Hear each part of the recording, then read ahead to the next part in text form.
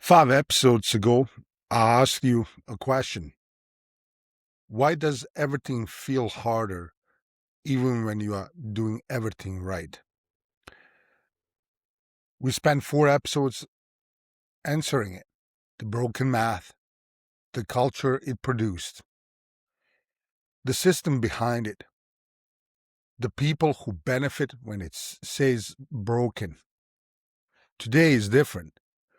Today is not about what is wrong. Today is about what do you do about it and what do we do about it together. This is moral economy talk. We live in a time where people are working harder than ever and falling further behind, where families feel more pressure even when they're doing more right, where the gap between the effort and outcome has never been wider and nobody explains why. This podcast exists to close that gap, to take the intersection of money, family, and values and talk about it like adults, not with political spin, not with financial jargon designed to make you feel small. Just clear thinking from someone who has lived the pressure, done the work, and refuses to pretend the system is the same as it was. Because economics is not just the numbers on a government report. It is a dinner table argument you did not want to have. It is a 2 in the morning moment when you look at the ceiling and wonder if you made the right choices. It is exhaustion that has nothing to do with laziness. This is Moral Economy Talk, and I'm your host, Aleksandar Balta. Let's get into it.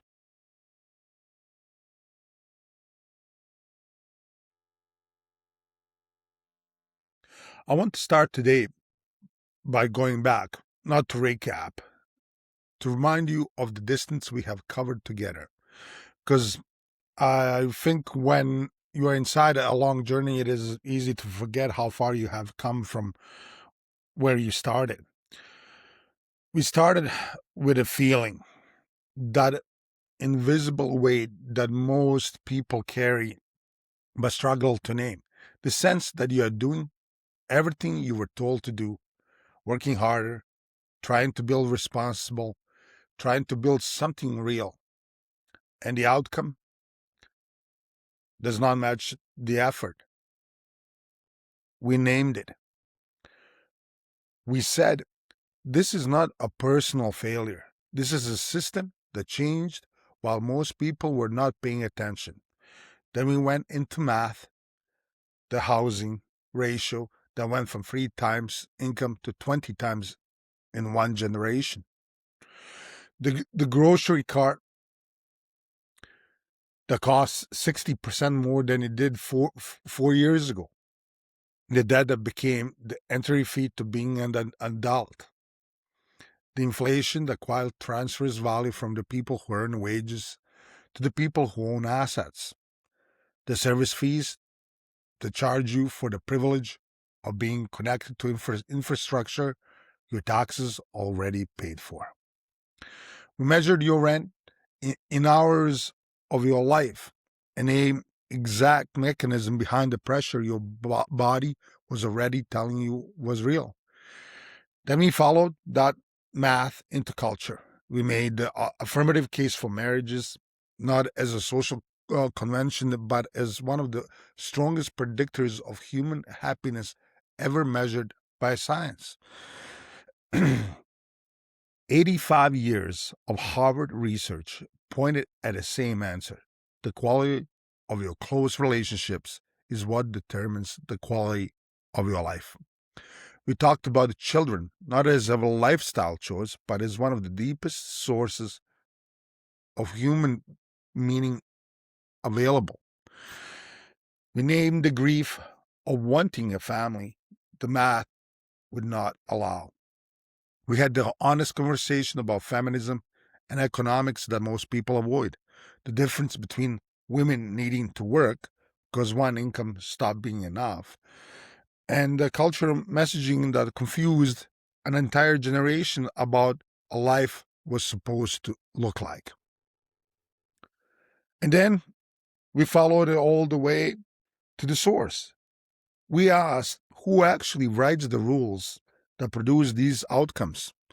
We named the unelected monetary policymakers, the $4.2 billion lobbying machine, the revolving door between regulation and industry, the way both political parties have served the same interests while keeping working people divided and exhausted and focused on fighting each other instead of the system producing the conditions that are squeezing all of them equally. That was 4 episodes of honest, difficult, and specific diagnosis. Episode 5. This episode is the response, not a political program, not a 5-step financial plan, not a promise that the system will fix itself if you vote for the right person. The honest response, the one that takes everything we have learned over 4 episodes and us, giving all of this, given the broken math, the cultural consequences, the system behind it, the people who benefit from its staying broken. What does the personal values actually do? What do we do together? What is worth fighting for? And how do we fight for it? That is what this episode is about. And I want to start with the most important thing I know.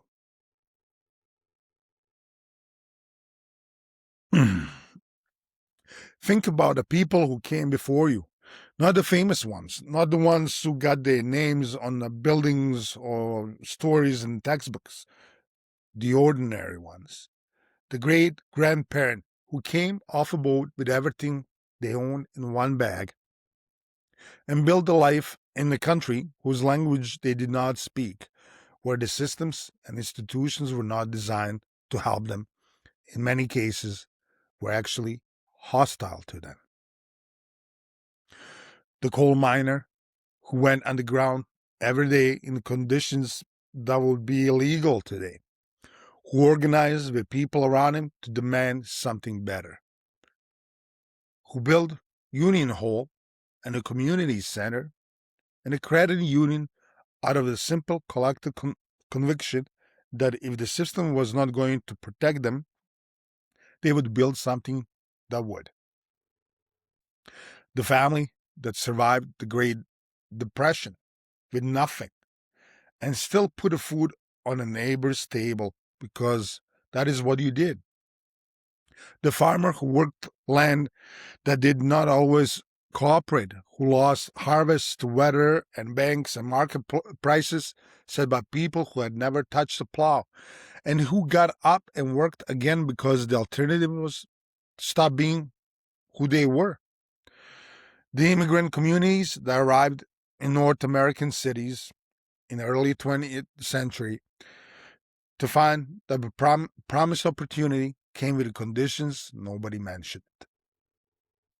That the neighborhoods that they could afford were the ones nobody else wanted. That the jobs available were the dangerous ones, the dirty ones, the ones nobody with the options would take. And who built inside those conditions with those constraints? Churches and schools and mutual aid societies and neighborhood associations and savings clubs and cooperatives and every form of community institution that the market would not provide and government would not guarantee. Think about what those people were actually working with. No consumer protection, no workplace safety regulations worth enforcing, no social safety net in modern science, no unemployment insurance, no pension, no healthcare system, economic crisis that wiped out everything overnight, political systems that were openly captured by wealthy and the powerful in ways that were not even concealed, wars that took the working generation from families that needed them? Was the system designed for them? Was the math working in their favor? Was the playing field level? Was the rule making process fair and responsive to the people it was supposed to serve? No, none of it. The system was not designed for them. The math was not working. The rules were written by the people with the most gain from keeping them exactly as they were. And yet, they built families, they raised children, they formed marriages that lasted because when you have nothing, the people beside you are everything. They built communities that held when economies shook them because they had invested in relationships rather than just the finances. They built institutions, small, local, imperfect, theirs, that served their communities because no one else was going to do it. And here's the thing that I want you to sit with. When did they pass? What did they pass to their children? What is the inheritance that actually survived? Not primarily money. Most of them had very little money to pass. Not property. Much of it was lost, sold, seized, abandoned. What survived was what is still here, still operating, still shaping the lives of the people who descended from them, is a way of seeing. Framework for meeting difficulty, a set of values about what you owe to the people around you and what you can demand from the people beside you, and how you get through the hardest years without losing the most important things. That inheritance is the most durable thing one generation has ever passed to another. More durable than money, which can be lost in a decade of bad circumstances. More durable than property, which can be taken or sold or burned. The way of seeing survives everything. It travels through families and communities, stories told at the kitchen tables, and things demonstrated rather than explained. This is the only way of form of wealth that has reliably outlasted every economic crisis, every political failure, every system that was not designed to serve the people inside it. I want to ask you something difficult. What did people before you pass to you? Not just your parents or grandparents, the whole line of people whose decisions and struggles and choices made it possible for you to be here. Reading this, thinking about these questions. What did they give you that was not money? Because whatever it was, the work ethic, the faith, the stubbornness, the loyalty, the specific way of showing up when things are hard. This is your inheritance. That is what they fought to pass forward. And what do you do with it? And what do you add to it? And what do you pass to the generations after you? That is the questions this episode is really asking. So, what do we fight for? Not abstractly, specifically. I want to name 3 things that I believe are worth the full force of everything you have.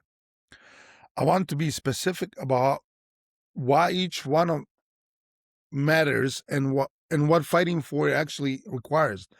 The first is your family, your specific, actual, imperfect, irreplaceable family, not a ideal family you were promised in the cultural script, not the family that matches the social media highlight reel. Your family as it actually exists, the partner you chose or are choosing, the children you have or hope to have, to the parents and siblings who shaped you. This is the first line of the moral economy. Everything starts here. The Harvard Happiness Study said it clearly. A quality of your closest relationships is the strongest predictor of a long, healthy, meaningful life. Not income, not status, not achievement, relationships. And the most intimate, the most invested, the most demanding relationship most people will ever have is the one inside their family. That relationship requires the full version of you, not the exhausted, financial pressured, distracted, screen mandated version, the full version, present, engaged, genuinely there. Fighting for your family means making specific decisions that prioritize its health, even when economic pressure is pushing in the opposite direction. It means having the honest conversations about money, about what you both want, about the life you're actually trying to build together rather than the one you're drifting into. It means understanding that the financial stress in your relationship is not a money fight. It is a fear fight, a trap fight, a, a dream versus not numbers fight. And naming it accurately so you can address it at all right levels. It means being present in the moments that matter even when the hours are long. Because your children and your partner do not need financially successful version of you who is never there. They need you. The second is your values, the specific set of commitments about how to live, what to prioritize, what you owe to the people around you, and what you believe about the purpose of human life. These are not abstracts. They are daily decisions that accumulate into a life.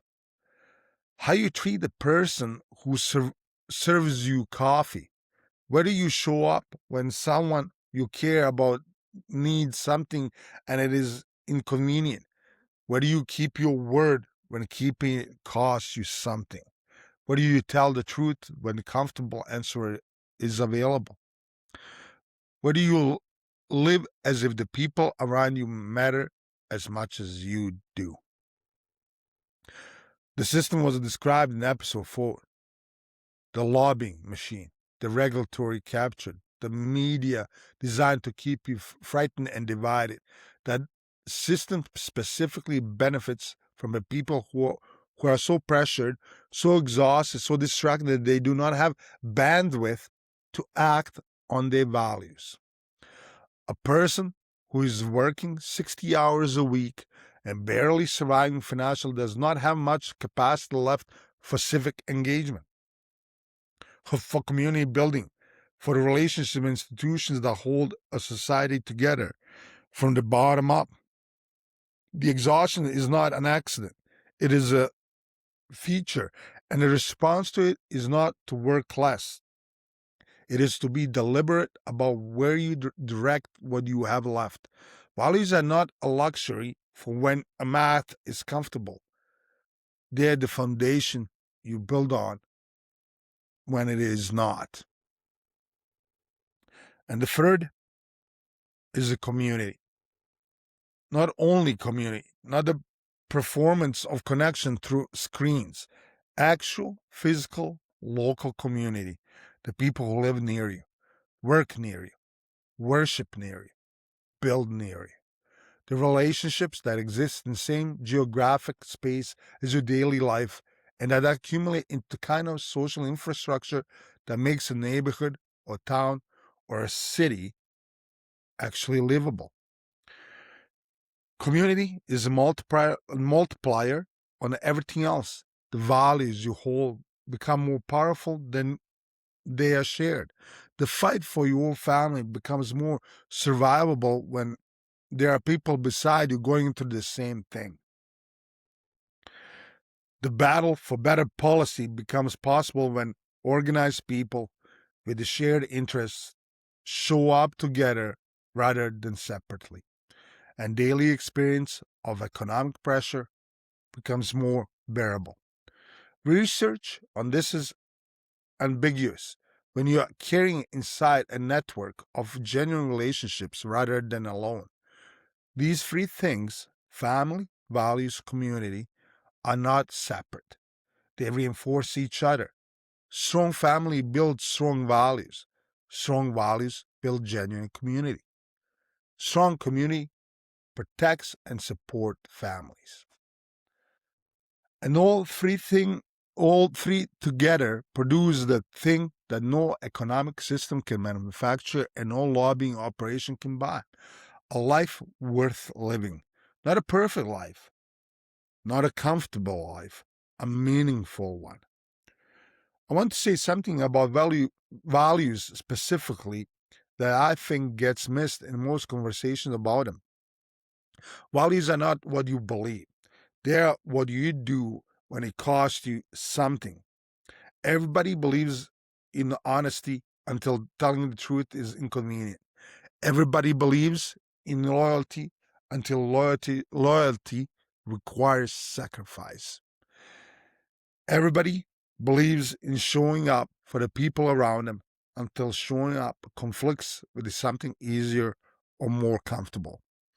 Values are only real at the point of friction. And the economic pressure your generation is carrying creates more friction than most, which means it is creating more opportunities to demonstrate values or to abandon them than more generations have faced. That is not a comfortable observation, but I think it is an honest one. The specific conditions of your life right now, the financial stress, the time pressure, the exhaustion, those are conditions under which you are actual values will be revealed, not the values you claim, the values you live. And the values you live are the values your children absorb without a single lesson being taught. They watch, they catalog, they carry into their own adult lives the specific picture of what a person does when things are hard. That picture is being drawn right now by how you respond to the pressure you are under. That is not a guilt argument. It is the most important argument for why the fight matters. You're not just building a life for yourself. You're demonstrating a life for the people who come after you. Every time you choose presence over performance, every time you choose honesty over convenience, every time you show up for someone in your community when it costs you something, every time you treat your marriage as the most important investment you're making rather than one more thing competing for your depleted attention. You're building inheritance.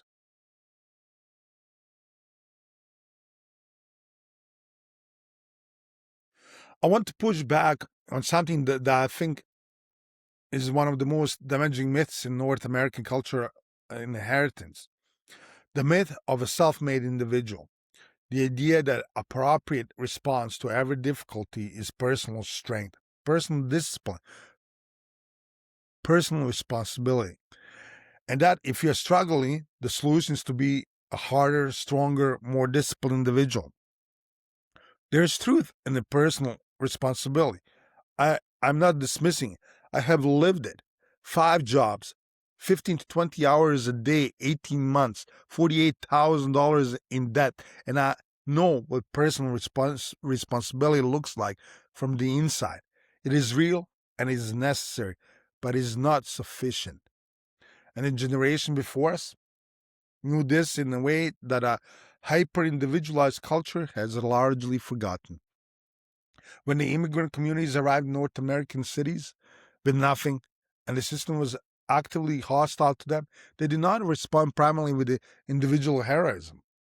They responded with collective action. They built the institution the market would not provide. The mutual aid societies that pooled resources so that when one family faced a crisis, the whole community absorbed the shock. The savings clubs that allowed communities to accumulate capital collectively that none of them could accumulate individually. The credit unions that gave working people access to financial services on terms that serve their interests rather than shareholders' quarterly return. The unions that gave workers collective bargaining power that none of them had alone. None of these were charity. None of them were waiting for the government or market to solve the problem. They were organized, collective, self generated responses by people who understood something that individualism obscures, that the answer to the system designed to isolate you and extract from you is to refuse the isolation, to find the people around you who are carrying the same weight, to build something together that neither of you could build alone. Look at the communities in North America that have historically maintained economic stability and cultural resilience through the most difficult conditions. Almost universally, what distinguishes them is not that the individual members are harder workers or more disciplined savers. What distinguishes them is the density and quality of the community institutions, the churches, the cultural organizations, the mutual aid networks, the local businesses, the culture money with the community rather than extracting it out, the shared sense of obligation to the people around you that produces behavior the market never could. I think about the immigrant communities I grew up adjacent to, specific practice which is ancient and which exists in some form in virtually every immigrant tradition of pooling resources. When someone needed to start a business, the community funded it and expected repayment not to a bank, but because into the pool for the next person. When a family hit the crisis, the community absorbed it, not because there was a program for it, because that is what the community did, because the social obligation was real and the relationships were real, and understanding that your well-being and your neighborhood is well-being where connected was real, that understanding that your individual flourishing is inseparable from flourishing of the people around you is the both ancient wisdom and the most practical response to the current economic reality. You cannot buy your way out of the broken housing market alone. You cannot lobby Congress or Parliament alone. You cannot build a social infrastructure your community needs alone. But together, organized, showing up, invested in each other, the historical record shows clearly that ordinary people have changed systems that seemed permanent and built alternatives to systems that seemed immovable. The answer was never individual, it was always community. The generation before us knew this. We have been taught to forget it.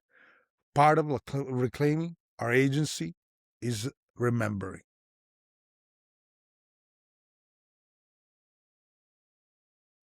I do not want to leave this at the level of inspiration. I want to be specific because I think one of the ways people get stuck is that they agree with the argument. Yes, community matters. Yes, values matter. Yes, we should fight for these things. And then nothing changes because the argument never landed in a specific action. So let me tell you exactly what fighting for looks like. Not as a politician or policy consultant, as a working person who has done the hard version of this and found out what actually moves things. Fighting for your marriage looks like a specific conversation you may have been avoiding, the one about you both actually want, not what the financial reality currently allows, what you want, because the plan towards the life you want cannot be built while pretending the desire does not exist. It looks like deciding together that the relationships gets a specific, regular, protected investment of time and attention that the economic pressure is not allowed to consume. A vacation, a Tuesday evening, a walk, a dinner with the phone off. Something small enough to actually happen and regular enough to accumulate into something real. Fighting for your community looks like showing up somewhere physically on a regular basis. A church, a neighborhood association, a coach's position on your kid's sports team, a city council meeting, a credit union membership, a local businesses you chose deliberately over a chain. It looks like learning the names of the people who live near you and asking how they're doing in a way that expects a real answer. It looks like offering something specific to people around you before you need anything from them.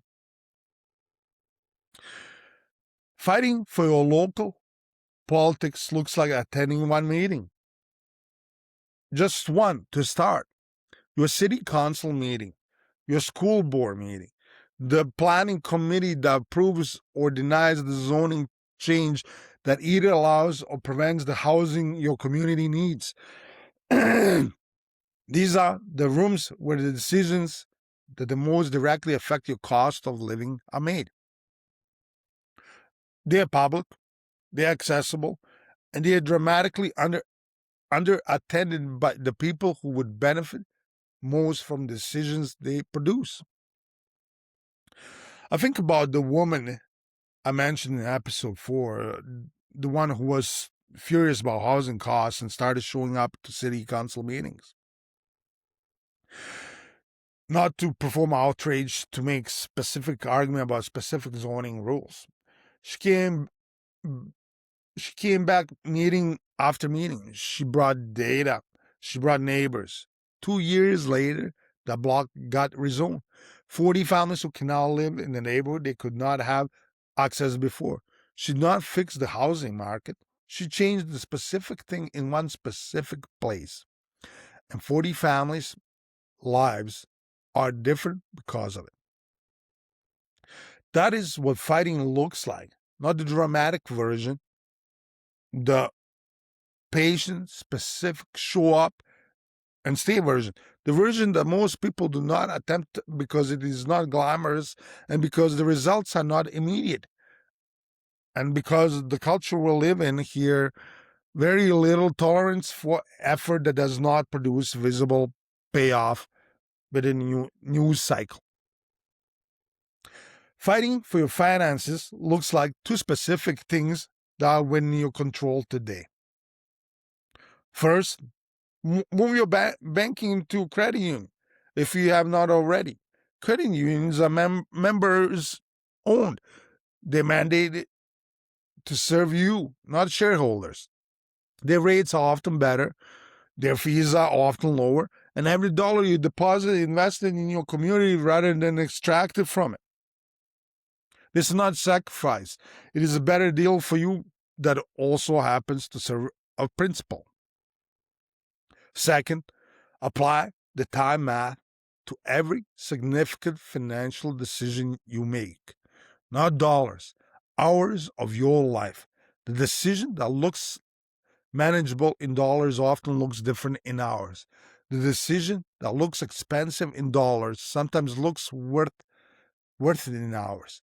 Clearly, is the foundation of every financial decision that actually serves your values. And fighting for the larger system looks like the question from episode 4, applied consistently. Who benefits and who pays? Every policy, every political announcement, every media story, not as a cynical but as a discipline. The habit of asking these two questions consistently is a form of civic literacy that protects you from being managed, equips you to engage with the system more effectively.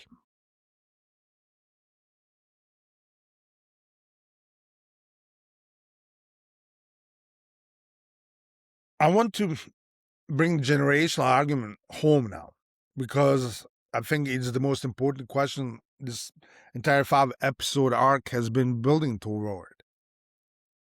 We talked about the generations that came before, the ones who arrived with nothing, who worked in conditions that would horrify us, who built communities and families and institutions inside a system that was designed against them, who passed forward not the primarily money, but the way of seeing, a framework for meeting difficulty, a set of values about the life is for and what you owe to the people around you.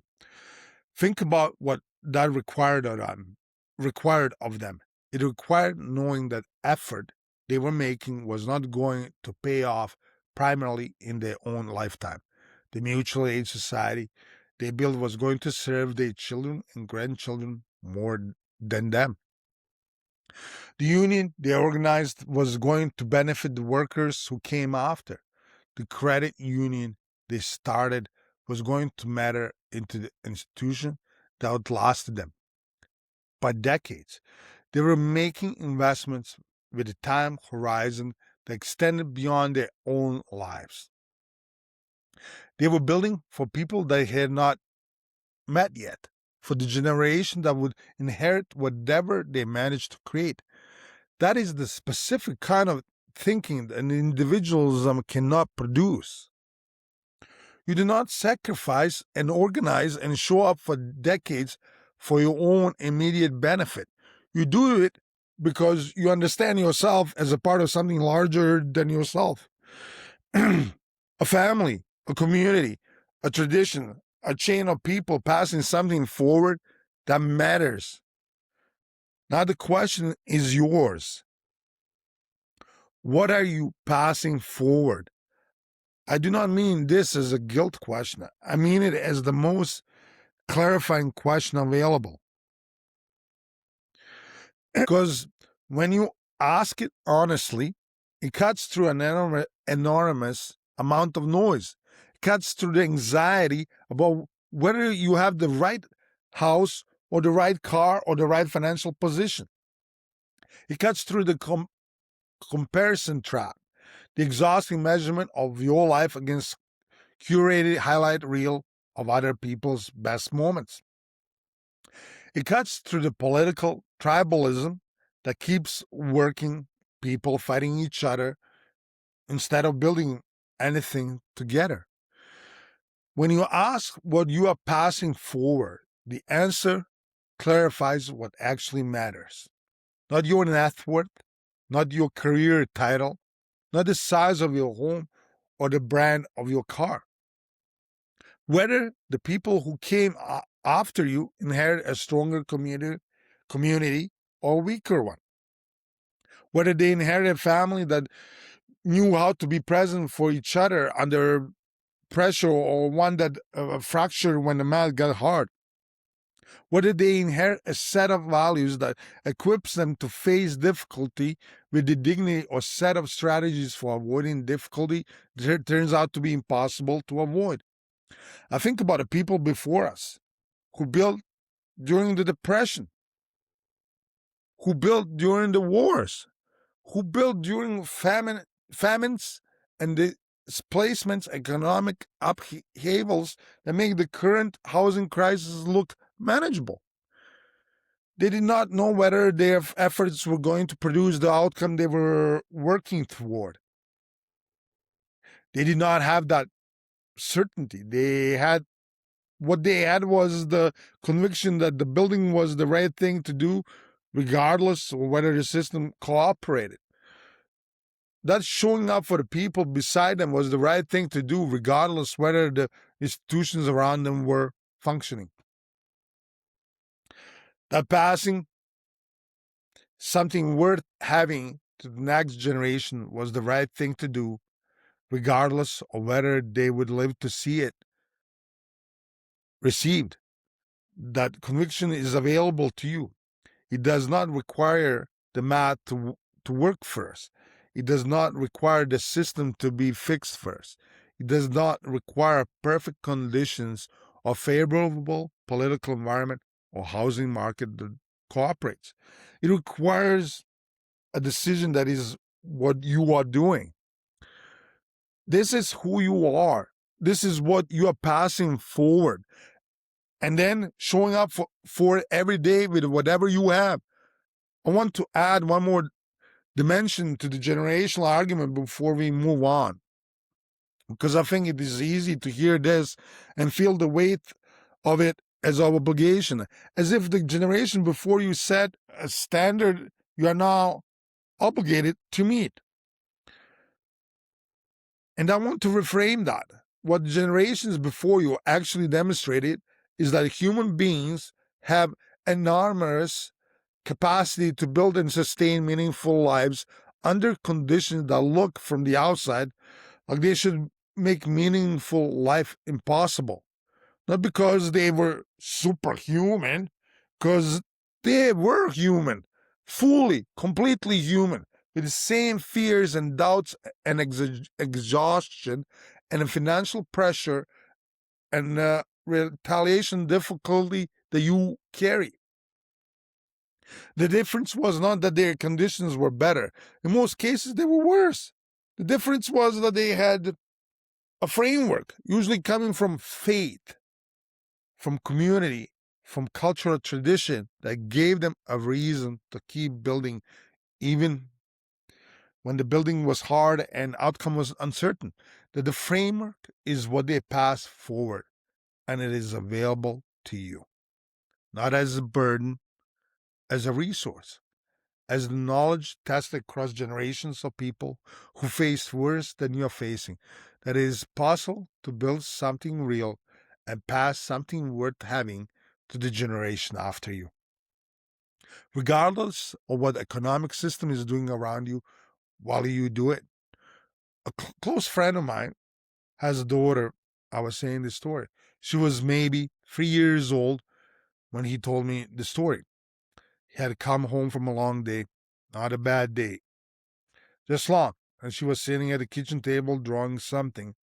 She looked up, and when he walked in and held up the picture, it was not identifiable as anything, just colors and lines, the way the 3-year-old draws. But the look on her face when she was held up was the look of someone who had made something and wanted the person that they loved the most to see it. He sat down next to her and he told me that he started crying on the drive home from visiting me that same week. Not because he was sad, because he realized in that moment exactly what he was working toward and exactly what the financial pressure was putting at risk. Not his retirement account, not his career. That moment, the ability to be present and unhurried and fully there for the child who loves you without reservation. He said, I'm not working to afford the house. I'm working to afford that moment.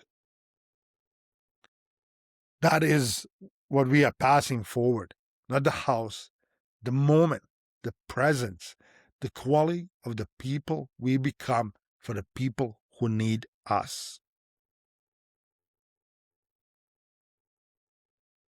I want to tell you why this show is called Moral Economy Talk. Because I think after 5 episodes, it deserves to be said directly. The economy we talk about in newspapers and on television and the government reports, the GDP, the interest rates, the stock market, the housing price index, that is the financial economy. It is real, it matters. The broken math we described in episode 2 is real and has real consequences, and it deserves to be named and fought and changed. I'm not minimizing it, but there is another economy, one that does not show up in any government report, one that economists rarely study and politicians rarely discuss and media rarely covers. It is the economy of values, relationships, meaning, and community. The economy that is built not by financial transactions, by the specific quality of how people treat each other, ensure for each other, invest in each other, and pass something worth having into generations that follows. The economy is what this show is about. The moral economy. And here's what I believe about the relationship between the two. The financial economy produces the conditions in which people live, but the moral economy produces the people who live inside those conditions. And people produced by the strong moral economy, people with the genuine values, genuine community, genuine investment in something larger than themselves, are the only people who have ever successfully changed the condition produced by a broken financial economy. Not the other way around. You cannot fix the financial economy first, then build the moral economy afterward. History does not work that way. The communities that changed the economic circumstances were communities that had already built something together worth protecting. The unions that won better wages were built by people who already had relationships and the values that made collective action possible. The political movements that changed economic architecture were built by people who already understood themselves as part of something larger than individual self interest. The moral economy is not what you build after the system gets fixed. It is what you build while you are fighting to fix the system.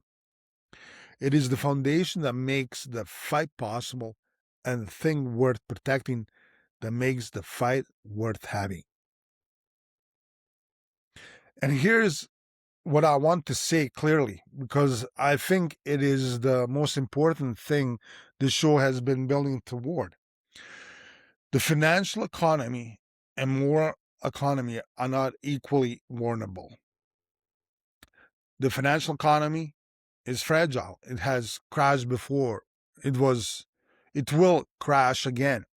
It responds to policy changes, to market conditions, to decisions of 12 people in a room in Washington. It can be disrupted by a single event in a way that wipes out decades of accumulation. The moral economy is harder to destroy. It lives in people rather than institutions. It travels through families and communities and stories rather than through balance sheets and investment portfolios. It has survived wars, depressions, famines, political upheavals, and collapse of every physical structure built around it. The church burns down and the congregation meets in the parking lot. The factory closes and the union hall becomes a food bank. The neighborhood changes and the community rebuilds itself in a new form because the relationships that constituted it are more durable than buildings that house them. This is why I am genuinely hopeful, not naively, not because I believe the system will fix itself or that people will benefit from it. Staying broken will suddenly develop a conscience. I am hopeful because the most important things, the relationships, the values, the community bonds, the specific human quality of showing up for each other, those are harder to take away than the financial security the system has been extracting for 50 years. You can price people out of a neighborhood. You cannot price them out of caring about each other. You can make housing unaffordable. You can make human connection unaffordable. You can capture the regulatory agencies and lobbying process and the media architecture.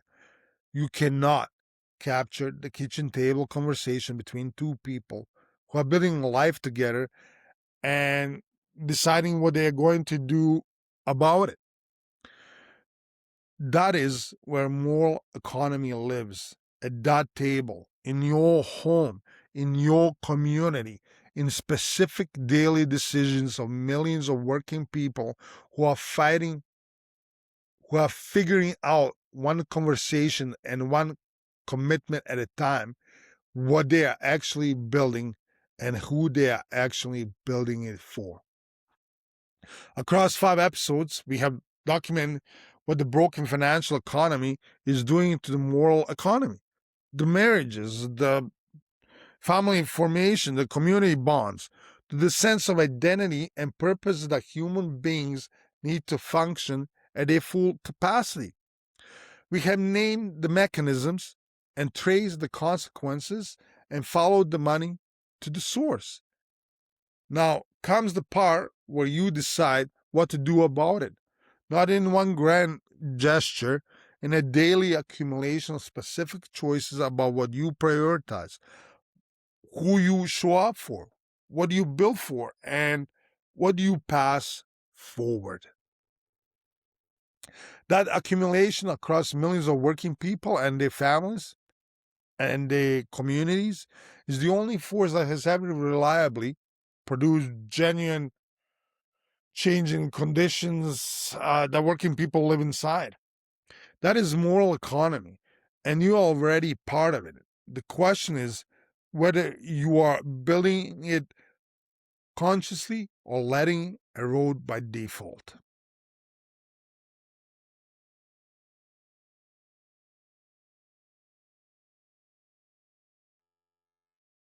Five episodes of honest diagnosis. Here's the most complete version of what you can do with it. Invest in your closest relationship more deliberately than you invest in anything else.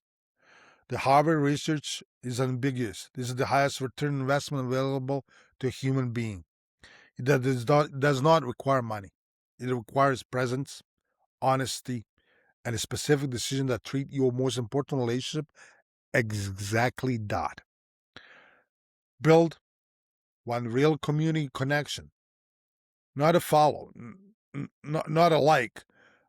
One relationship with a person in your physical community that goes deeper than acknowledgement, a neighbor, a fellow parent, a co-worker, someone from your faith community, someone who knows your actual situation and whose actual situation you know. Start there. The research on resilience shows consistently that quality of your social connection predicts how well you navigate every other difficulty in your life. Show up once in your local politics, one meeting, one specific issue, 1 hour of your time directed at a decision making process that most directly affects the course of your daily life. If it produces nothing, you lose an hour. If it produces something, and then historical record says organized people showing up consistently produce something. You have participated in a mechanism that has always been available to ordinary people who chose to use it. Move your money 1 degree closer to your community, a credit union instead of a major bank, a local businesses once a week instead of a chain, a financial decision made with time at hours of your life, not dollars or weekend currency, so that you are spending from clearly rather than form of numbing abstraction of monthly payment. And carry this question with you from today. What are you passing forward? Not to pressure you, to orient you. Because when you know what you are building towards, the daily decisions become clearer and the daily difficulties become more survivable. The system is broken. That is true. The math is not working. That is documented and real. The people who benefit from it staying broken are organized and well funded and have been running the same place for decades. And none of that changes what is available to you, your family, your values, your community. Your specific irreplaceable presence in the lives of the people who need you. Your participation in institutions and relationships that either hold your community together or let it dissolve. Your vote, not just in federal elections, but in the local rooms where your cost of living is actually determined. Your economic choices, small and consistent, that either building community wealth or extract from it. The generations before you built with less, inside worse conditions, with fewer tools and less information and less protection and more explicit hostility from system around them. They built it anyway because alternative was to let the conditions determine the outcome. And they refused to do that. And what they passed forward, the values, the institutions, the way of meeting difficulty without being defeated by it. That inheritance is yours. Do not waste it waiting for math to get comfortable. Build with what you have. Show up for the people beside you. Pass forward something worth receiving. That is the moral economy. This is the fight worth having. And it starts with exactly the people listening to this right now.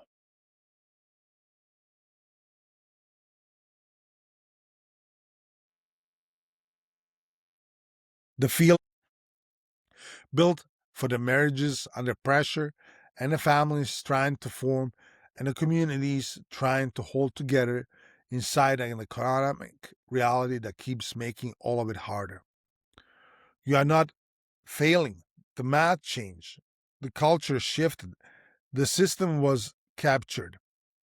And you still have agency in your home, in your community, in the specific daily decisions that accumulate into life worth having and legacy worth leaving. Starting next week, the show changes format. Solo arc is complete. Now, we're bringing in the voices that can extend this conversation in the ways I cannot do alone. Economists, faith leaders, people who study families and relationships professionally, political thinkers from both sides who are honest about what their side got wrong, and the real people who built something worth having inside conditions that were working against them. The conversation gets bigger from here. Subscribe to Moral Economy Talk so you do not miss what is coming. And if this arc gave you something, a framework, a language, a clarity about something you have been feeling but could not name, share it with one person who is the same weight, carrying the same weight.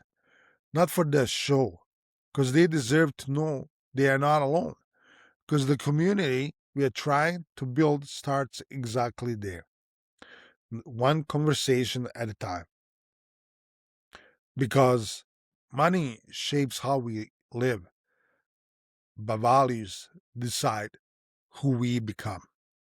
This is Moral Economy Talk, and I'm your host, Aleksandar Balta, and I will see you in the next episode.